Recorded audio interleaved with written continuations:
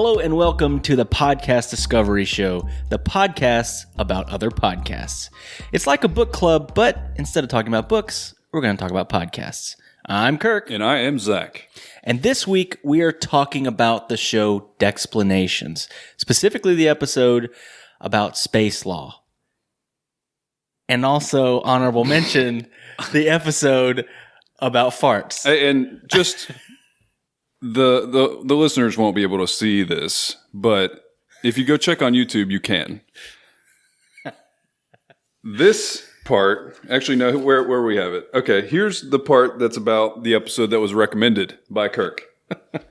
This part, this whole page, and no, just this whole page is about the farts episode. So even though... Okay, look, here, this is what happened. What had happened was the episode about farts was great, but I felt like there wasn't quite as good mass appeal about it. There might be some people, some listeners in our, target demographic that might be a little bit squeamish to hear a lot about farts. But there was some very interesting facts about it. And also... if we were to do the whole episode on farts, we might just giggle the entire time. there is a chance that it wouldn't be a thought-provoking discussion. It would be a discussion, though. No, but we're going to talk a little bit about that episode, too, because Kirk loved it. He loved it. I did. There's a lot of notes here. We're going to get into it. So I'm just going to shotgun some facts that I learned from this episode. Well, let me explain what the show is. Yeah. The show is... Don't start talking about farts yet. I got too excited. Hold on just a little bit. I'm sorry. It's a show where two friends, Dexter and David, and Dexter will pick a subject and he will do a bunch of research about it, and then he'll explain it to his friend David. It's very simple concept, but it's very fun to listen to. Yeah. It's a great indie show to learn a lot of different random stuff. Yeah. I've seen things about, they talk about catnip. That was really interesting. Yeah. Because it only works on cats, and I learned that from this show, and why it only works on cats and stuff. Listen to that episode. I saw one about space debris. There was one about, I listened to about 7 different episodes. I can't remember all of them now. I did listen to one about space debris, which is kind of stemming off of this one. I listened about the one on farts. I listened to the one about space law, which is the one we're talking about today. And, but it's a great show, simple concept, and, it's a fun listen. Yeah. I mean, it's a simple concept, but it's also a winning concept, because as soon as I feel like we've talked about so many podcasts where what they do is they combine learning something, exploring a new topic, with being generally entertaining and conversational. And that's what these guys do. It's a really fun show to listen to. It does feel like you're listening to just two random people talking about something. You're like, oh, okay, I'm going to eavesdrop on this conversation a little bit. But they also do come at it from an understanding point of view. Like they're clearly pretty smart guys, and they do understand the topics they're talking about. So you get to learn something while it's fun. And I haven't listened to the fart episode, so I made you listen to a little bit of it. But yeah, no, we have a segment of that episode that we will talk about, and also all of these notes. We're going to go through some of them, but it's a really fun show to listen to. It sounds great. Audio quality is great. The entire premise is funny and simple, but very well executed. And like I said, I've listened to a bunch of episodes, and I've listened to enough that they talk about where they record, but I haven't listened to all of them to where I've gotten the context. But apparently they record in a rabbit pen. In a rabbit pen. Yeah, so that's why they call it Rabbit Pen Studios, because they're recording in a rabbit pen. I want to know more about the context. So I want to message them probably on Twitter and be like, I need the context to why you're recording in a rabbit pen. Why is there a rabbit pen? Do you have a job that has to do with rabbits? I mean, I'm assuming they have rabbits, maybe? I don't know. We'll find out afterwards, and we'll let you know. We'll let you know what we figure out. So let's jump into my honorable mention of the episode about farts. Quick facts, real quick about farts. The study of farts, which, did you know that there was a study of farts? I did not. I thought that was just like your life. It was just a life passion. I mean, most people that study farts, probably that's their life passion. But it's called flatology, is the study of farts. Flatophobia? Flatophobia is the fear of farts. This one blew my mind. I hate that it's in cups. The average person produces 2 to 6.5 cups of fart per day. Shouldn't it be in like non-liquid volume? That's terrible.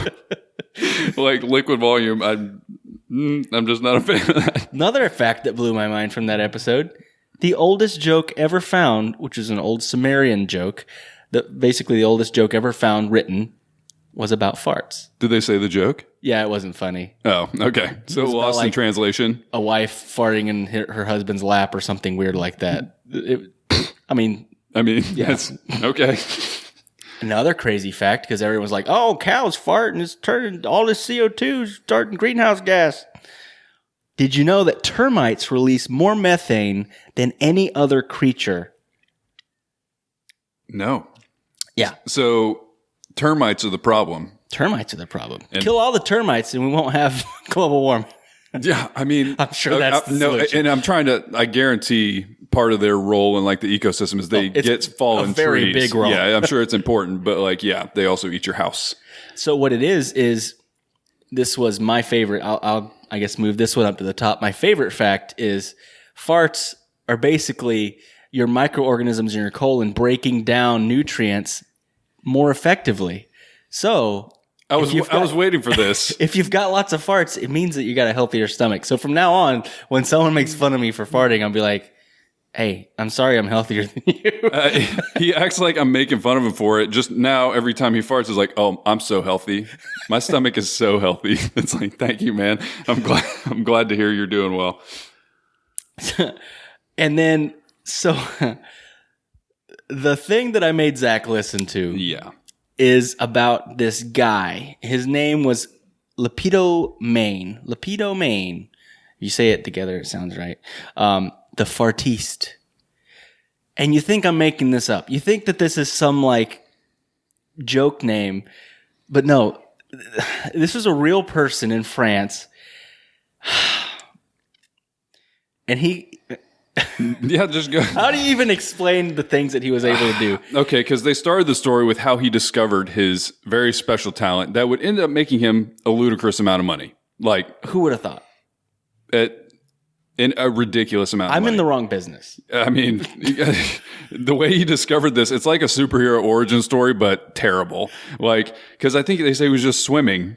Yeah. Right? And he just like realized that he could not only put things out, but draw things in. Yeah. Is a way to say it. So he was very creative in the fact that he was able to use this quote unquote talent to start a career. He started doing stage shows that had to do with farting. But what is crazy about the story, I mean, that's funny enough. Okay, goofy, ha ha, fart.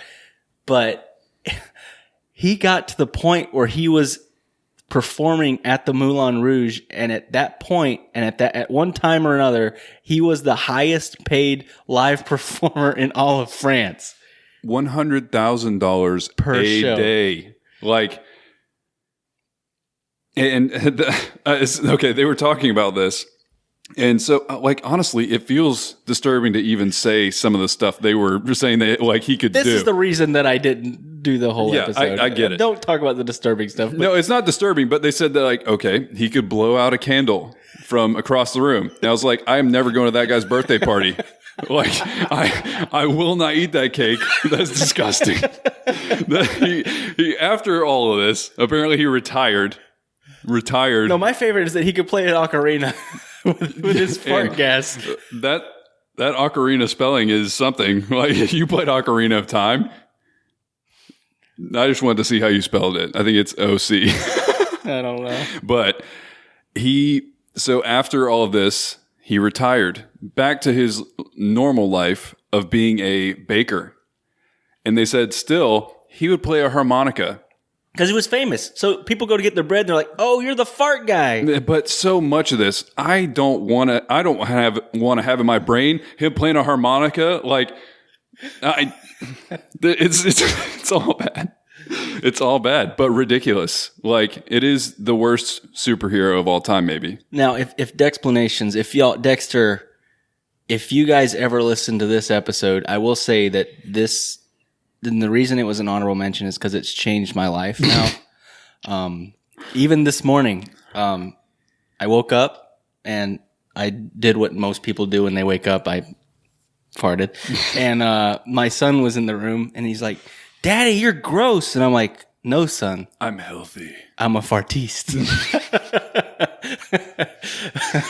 Oh, man. Yeah, so, if you guys are listening to this, yes, you have enabled Kirk in a way that he was not before. If he thought he was empowered before, he was not. Now he is. He's living his best life now because of the farts episode of Dexplanations. You're welcome, and I'm sorry. So this week's episode of the Podcast Discovery Show is brought to you by the Enchanted Ears podcast. It's a podcast hosted by a husband and wife duo, Angela and Joe. I've listened to a few episodes. They're big Disney fans, just like me. Did you guys know that Kirk likes Disney? I like Disney. I don't know if I'm going to Disney tomorrow. I don't know if anybody's ever heard that, but he does. He really likes it.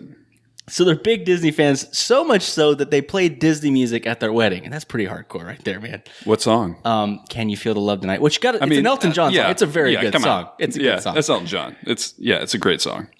So every Monday, Angela and Joe talk about the latest Disney parks news. They talk about Disney movies, and they do deep dive discussions into trip planning discussions. I always like trip planning stuff for Disney things, like going to the resorts and stuff like that. Planning the food and the things you're going to cook. Anyway, I'm getting into it. So it's meticulously planned, all of it? It has to be. Sure. You got to make all these reservations. You're not going to make it in. Okay, yeah, that's true. It is busy. One of my favorite things that I've listened to them doing is they had an episode where they played theme park music, and they played like a game.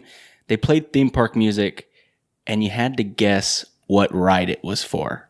Okay. And I'm not going to lie, I think I got every single answer right. Yeah, I'm not surprised. So I don't know if that means that I've got a problem or if I should be proud of it. But either way. Pick one. If you're a Disney fan at all, go give the Enchanted Ears podcast a listen. It's a fun show. It's family friendly, and you'll learn a lot about Disney. Thank you guys for supporting the show. And so that brings us into the discussion, real discussion. Of the actual recommendation. For my recommendation, which was the space law. And it's as far opposite of the farce discussion as you can really be. is. It is a different world entirely. Because when you come right down to it, it's basically a legal document that we're talking about here. And it's a legal document from the late 60s. So it's dated in a way. There's a lot of celestial beings talk, or like celestial objects, I think is what they called it. Yeah. So they were ahead of their time, though. I'll say that. Because essentially there was this huge treaty called the Outer Space Treaty. And I think that people had to sign it. I think it was one of those things that the country would sign it and say that they were going to abide by the rules set forth here. And they did cover, I think, all of it, because it's not a very long document. Yeah, it's 17 articles. I think they said like the same premise article or same premise treaty for like the sea was hundreds of articles, and the space one is 17. So it's much shorter. In fact, they talked about how like the verbiage is a lot more vague. It's very vague, and also it's almost like a copy and paste of the Antarctic Treaty for like Antarctica, which I had never really thought about that. How it's like, who owns that? And that's another discussion. Everybody, because that's an interesting discussion to talk about as well as Antarctica and stuff like that. It is. You do wonder how they managed to get everyone on board for that. That feels like something that somebody would be like, that's mine now. This be mine. Yeah, you would think. But then you're like, but why? Positioning is it. That's the only reason. Yeah, I guess. But other than that, it is one of those things that you like, I don't know. It seems crazy that they were they were able to do that, to get everybody to agree to it. And space is kind of the same thing. I'm sure a lot of these countries currently regret saying I think they also would actively ignore if push came to shove. Yeah, I mean, we will talk later on about how China did, essentially. Yeah, and I mean, wouldn't the proposed Space Force that's like currently proposed be iffy-ish? So like probably it would be something that's borderline. And I mean, I think that it's supposed to be like a line in the Air Force. It's not like its own thing, and they're not going to just live in space or anything like that. But it is kind of militarizing a space that's supposed to be like neutral. So we will see.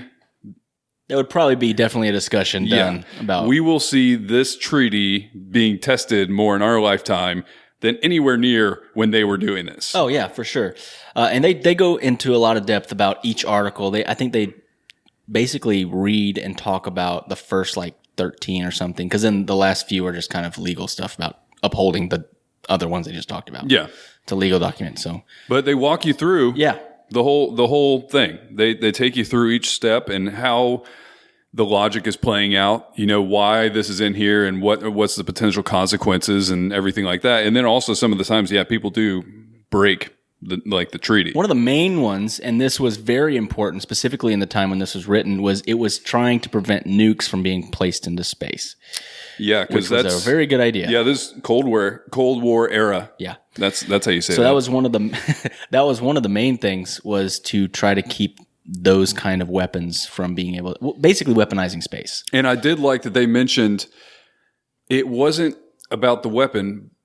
It wasn't about the weapon, but it was something that to do any kind of space travel, nuclear travel is one of the best options because space is already irradiated to the point where it doesn't matter. It really just, we don't want to trap it inside our atmosphere.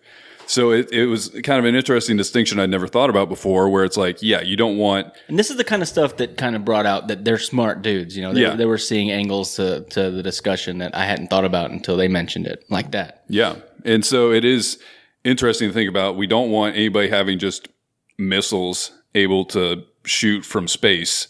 But at the same time, if you were to have any kind of anything up there, then they can shoot from space. And that's one of the things that I thought was super interesting about this, is they talked about what they call it, kinetic projectiles. Yeah, kinetic bombardment. So I looked this up. And it is... Okay, to break it down to very dumb terms, like for people like me, things go real fast, go boom. If you throw something, if something's going fast enough, no matter what it is, it's going to make a big explosion. No, but here's the thing. They did this because literally the Outer Space Treaty that we're talking about, no nuclear missiles or anything like that, no biological weapons, and no chemical weapons. Guess what's not any of that? A huge iron telephone pole. That was the thought, I think. It's a loophole. Yeah. So there was a couple different, and I think this was Cold War II. All of this, the craziness of the space race during the Cold War, if you've never checked it out a little bit, it is just nonstop craziness. And the amount of money that was spent, it's just insane. But they had a project called Project Thor. And this has had a bunch of different names. It's Project Thor. They've called it I think they called it like the rod of God, or like the finger of God. Like it was one of those things where, rods from God was the name of it. And so basically they would take a bundle of telephone-sized iron poles and they would put them on a satellite, and then they would strategically drop them to Earth. And it hits terminal velocity. Now, this is proposed. This never actually happened, correct? I don't think they ever actually tested it. This was like a it was something proposal. That they tried. They tried to do it. But they did test these things. So they started testing it. So they could reach 500 miles per hour and go through 9 inches of concrete from 3,000 feet. Which I don't know if you know the answer to this. I don't. How high is space? It's more than that. Okay. It's farther than that. No, but what I'm saying is that's not very far. That's half a mile up. Oh yeah, I mean 3,000 feet. Yeah. Yeah. No. Planes go way far higher than that. Oh yeah. That's what I'm saying. It's serious from there.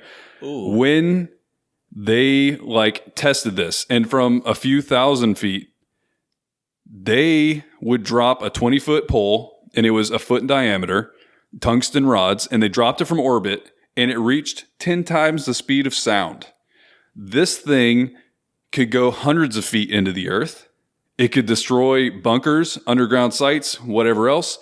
And the explosion from literally just kinetic energy, not a bomb, not any kind of chemical, nothing, just literally a piece of metal hitting the earth so hard that it is the same like impact of a ground penetrating nuclear weapon, but with no nuclear fallout. I'm not going to lie. It's probably way better than a nuke. But they just casually drop. They just casually drop that this is a thing. And it's like, my mind is blown right now. No, when they mentioned that, I was like, what? That was ever a thing? And it was a, proposed thing. And how much you want to get, how much you want to bet that that's probably a thing somewhere. So some country has that. No one knows about it. Yeah. I mean, it would be impossible to tell. It's just a radio satellite. Because wasn't that their premise? Is like you wouldn't be able to see it from space. You wouldn't be able to know that it was a weapon because it would literally just be metal. Look like a satellite. Yeah, it looked like just metal. A satellite with some extra pieces that could fall off strategically. But yeah, it's insane. But it's another one of those things where they just kind of casually dropped that this is happening, and my mind was racing. You know, this whole time that it's definitely something that this show is a really fun thing to listen to because it gets your mind running about something that you weren't really thinking about before. And something else about this whole treaty. And I do like this part of it. And I think that's partially with the Antarctic thing as well, is it focused on kind of global coming together for the sake of scientific discovery. Yeah, I really like that. There's a lot of wording in there about they even have something where your economic status does not change any of this. Like when we do things in space, we do it for mankind, the whole planet, every single person. I loved that. And it's kind of, this treaty is kind of, and they talked about it a lot of times in this episode, it has kind of paved the way for the ISS, the space station. And it has been a model of inter-country cooperation the whole time. Yeah. The whole time. So that is a really cool thing about it. But I mean, it starts to make a lot of sense. And I think a lot of astronauts talk about as soon as you're outside of the entirety of humanity, you start to get a sense of how ridiculous it is that there's constant infighting because literally we're on one rock. You don't see the borders. You don't see the borders anymore. It's not like a map, It's you don't see the war. You don't see different people's colors, different languages. You see one rock with the entirety of all that we are. Yeah, is always been here, and you can look at the whole thing. And so it was really cool because this was written in 1967. So it's cool that they really leaned into that whole side of it where we're exploring this for everyone. We're trying to do things for everyone.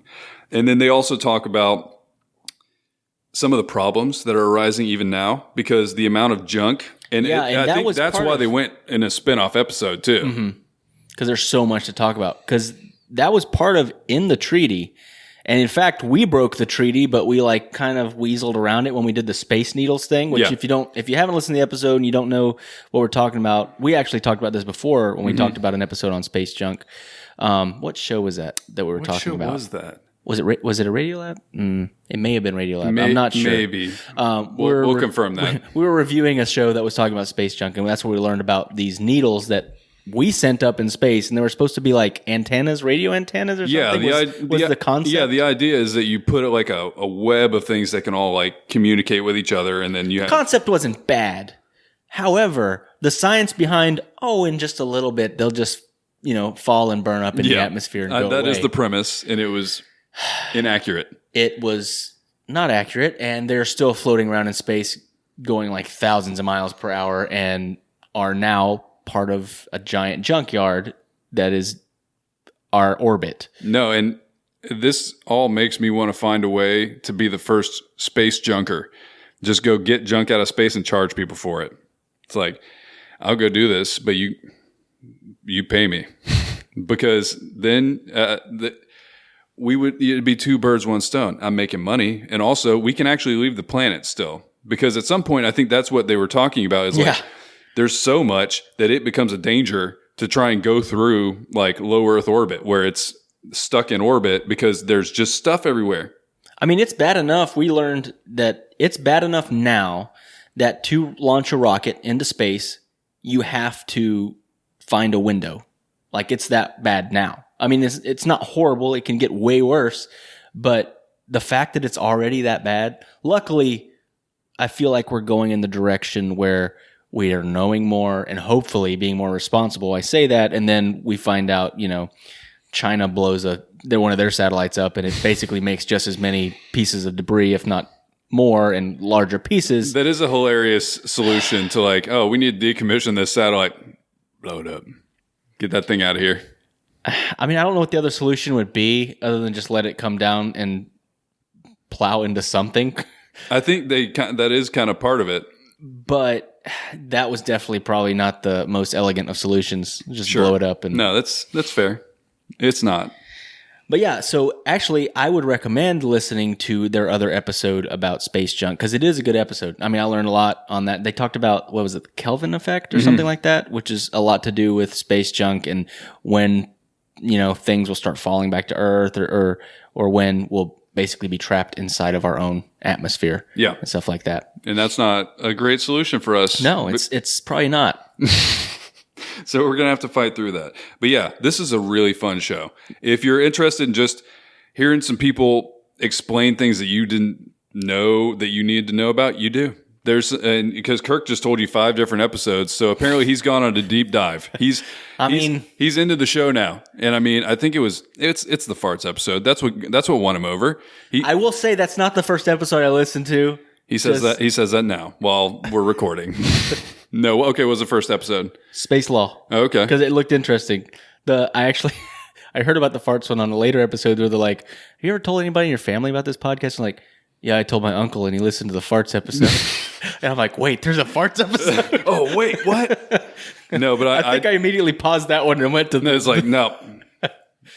Priority 1 has just been set. There's a farts episode. No, but it's a really good show. It's really funny. You learn a lot. It's just a good show. And it's fun. It's an indie show, so go out, support indie podcasts. There's a million podcasts out there, but there's some really good stuff being made by independent artists like ourselves and other people like them, like Dexplanations. So throw them a like, throw them a review, listen to them. Let's spread the love. Yeah, absolutely. That was a great recommendation. It was a really fun show. So that brings us to this next week's recommendation. And that is, this one is a pretty big show. I know that it's got a lot of following, and it took me a long time to actually listen to my first episode. And now I'm worried that I found another show that I have to binge listen to every freaking episode. No, that's a good thing, though. It is a good thing. It's exciting time to be like, oh, I need to listen to all of this. Because it's right up my alley. It's a storytelling podcast. I would say it's like a mix between Risk, which we've talked about, and Watch Live recorded. Snap Judgment. Yeah, we did get to watch it live, which was amazing. But the name of the show is The Moth. And the episode that I'm recommending is The Moth Radio Hour, and it's very long, War, Barbie Dreamhouse, Coco, and a Nekkid Man. I like how it has to be naked like Rhett and Link. Once you listen to it, you'll get it. No, I understand. I'm sure he says it like Nekkid. But yeah, sounds great. So thanks for listening, guys. And remember, there's always more to discover.